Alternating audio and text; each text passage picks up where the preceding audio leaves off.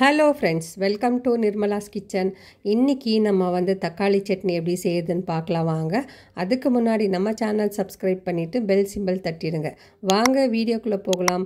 இது வந்து தோசைக்கு, இட்லிக்கு, அதுக்கப்புறமா சப்பாத்திக்கு தொட்டு சாப்பிட்ற மாதிரி நம்ம ஒரு தக்காளி சட்னி செய்யலாம். நான் வந்து இன்றைக்கி மீடியம் சைஸ் தக்காளி 4 எடுத்திருக்கேன். நான் வந்து நல்லா வாஷ் பண்ணிவிட்டு இது வந்து பின்னால் இருக்கிற அந்த க்ரீன் கலர் பார்ட் எடுத்துகிட்டு நம்ம வந்து நீல வாக்கில் கட் பண்ணிக்கலாம். இப்போ கடாய் வச்சுக்கலாம். நம்ம ஸ்டவ் ஆன் பண்ணிக்கலாம். ஆன் பண்ணிவிட்டு 1 டேபிள் ஸ்பூன் அளவுக்கு நம்ம வந்து எண்ணெய் சேர்த்துக்கலாம்.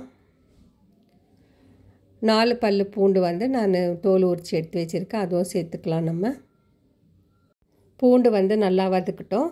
அதுக்கப்புறம் நம்ம கட் பண்ணி வச்சுருக்கிற தக்காளியை சேர்த்துக்கலாம். தக்காளியை சேர்த்துட்டு இதுவும் நம்ம வதக்கி கொடுக்கலாம்.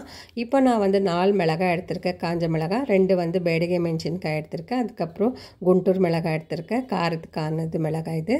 அதுக்கப்புறம் 1 வெங்காயம் வந்து நீல வாக்கில் கட் பண்ணி வச்சுருக்கேன், அதுவும் சேர்த்துக்கலாம். நம்ம சேர்த்துட்டு இது வந்து நல்லா ஒரு நிமிஷத்துக்கு நல்லா வதக்கி கொடுக்கலாம். அதுக்கப்புறம் கொஞ்சமாக பச்சை கருவேப்பிலை சேர்த்துக்கலாம். இது சேர்த்துட்டு இதுவும் வதக்கி கொடுக்கலாம். அதுக்கப்புறம் கொஞ்சமாக நான் வந்து புளி சேர்த்துருக்கேன். இது வந்து ஆப்ஷனல். தக்காளி வந்து ரொம்ப புளிப்பாக இருந்துச்சுன்னா சேர்க்காதீங்க.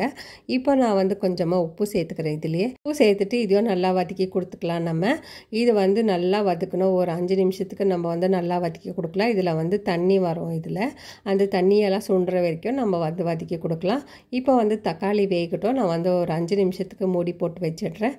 அதுக்கப்புறம் தக்காளியும் வெங்காயம் வெந்துட்ட பிறகு நம்ம எடுத்து பார்க்கலாம். இப்போ பாருங்கள் எவ்வளோ தண்ணி வந்திருக்குன்னு. இந்த தண்ணியெல்லாம் வந்து இப்போ சுண்டுட்டோம் நல்லா.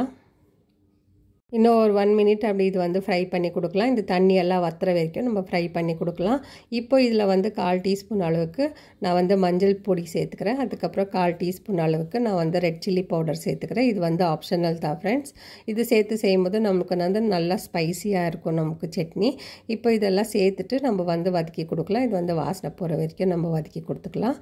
முழுசாக தண்ணியெல்லாம் வற்றின பிறகு நம்ம வந்து வேறு தட்டில் எடுத்து ட்ரான்ஸ்ஃபர் பண்ணி வச்சுக்கலாம். இப்போ பாருங்கள், நான் வந்து ஸ்டவ் ஆஃப் பண்ணிவிட்டு இது வந்து வேறு தட்டில் எடுத்து கொட்டி வச்சுக்கலாம். நம்ம இப்போ வந்து நம்ம தட்டில் கொட்டியாச்சு. இது வந்து நல்லா ஆறணும்.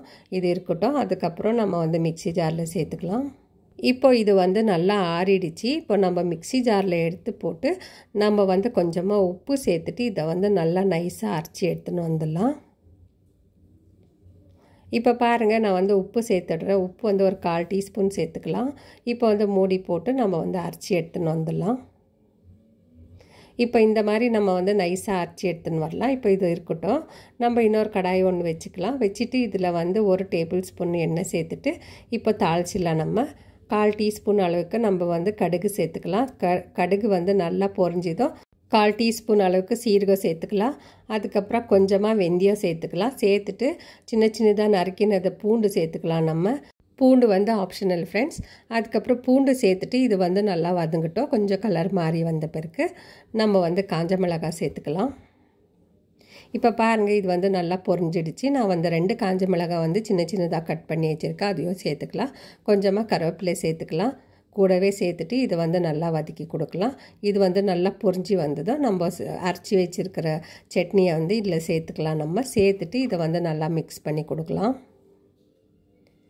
இப்போ வந்து மிக்ஸி ஜாரில் கொஞ்சமாக தண்ணி சேர்த்துட்டு இதை வந்து இதையும் சேர்த்துக்கலாம். நம்ம இந்த கடாயில் சேர்த்துட்டு இது ஒரு 5 நிமிஷத்துக்கு நம்ம அப்படியே விடலாம். இது வந்து கொஞ்சம் சுண்டி வர வரைக்கும். அதுக்கப்புறம் நம்ம ஸ்டவ் ஆஃப் பண்ணிவிட்டு இதை வந்து வேறு பவுலில் ட்ரான்ஸ்ஃபர் பண்ணிக்கலாம். இப்போ பாருங்கள், தக்காளி சட்னி வந்து ரெடி ஆகிடுச்சு. இப்போ நான் வந்து வேறு பவுலில் ட்ரான்ஸ்ஃபர் பண்ணிக்கினேன்.